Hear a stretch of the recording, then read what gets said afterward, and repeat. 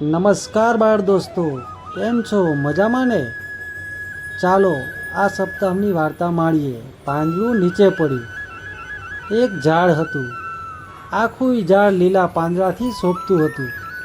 પવનની સાથે લીલા પાંદડા ફરફર ફરકે અને મરક મરક મલકે.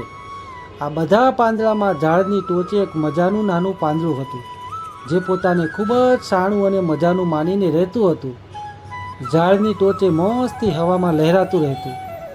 એક વખત આ નાના પાનને ઝાડની નીચે ફળફળ ફળફળ અવાજ સંભળાયો. એને થયું, આ ફળફળ ફળફળ અવાજ પણ કર્યા કરતું હશે. જ્યારે જુઓ ત્યારે બસ અવાજ કર્યા કરે છે. એમનો અવાજ આ સરસ મજાના શાંત વાતાવરણમાં ખલેલ કરે છે. એણે નીચે જોયું.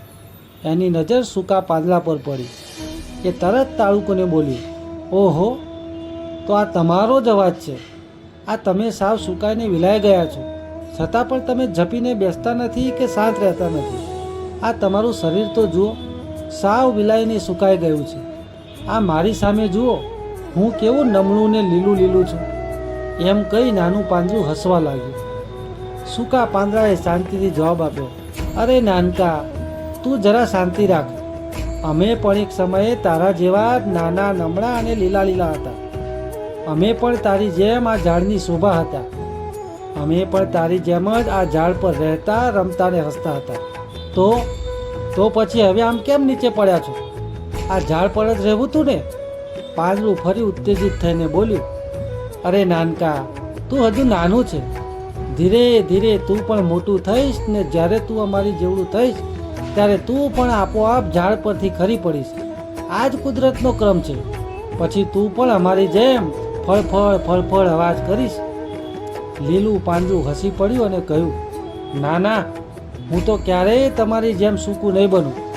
હું તો છું એવું જ લીલું લીલું રહીશ. અહીં જ રહીશ ને અહીં જ રમીશ. એક દિવસ ભારે પવન ફૂંકાયો. આખું ઝાડ હાલક ડોલક થતું હતું. પેલું નાનું લીલું પાંદડું પણ ભારે પવનને સહન ન કરી શક્યું અને તૂટીને જમીન પર આવી ગયું. હવે તે પણ પેલા સૂકા પાંદડા સાથે હતું. સૂકા પાંદડાએ કહ્યું, જોયું ને નાનકા, તું પણ તૂટીને નીચે આવી ગયું ને? પણ તું જરાય ચિંતા ન કરીશ. આપણે અહીં સાથે રમશું, ગાશું ને હસશું, મજા કરીશું. સૂકાની વાત સાંભળી પાંદડું શરમાઈ ગયું. હવે તેને બધું સમજાઈ ગયું. તો બાળ દોસ્તો, મજા આવીને વાર્તા સાંભળવામાં. ફરી મળીશું નવી વાર્તા સાથે. આવજો. ધન્યવાદ.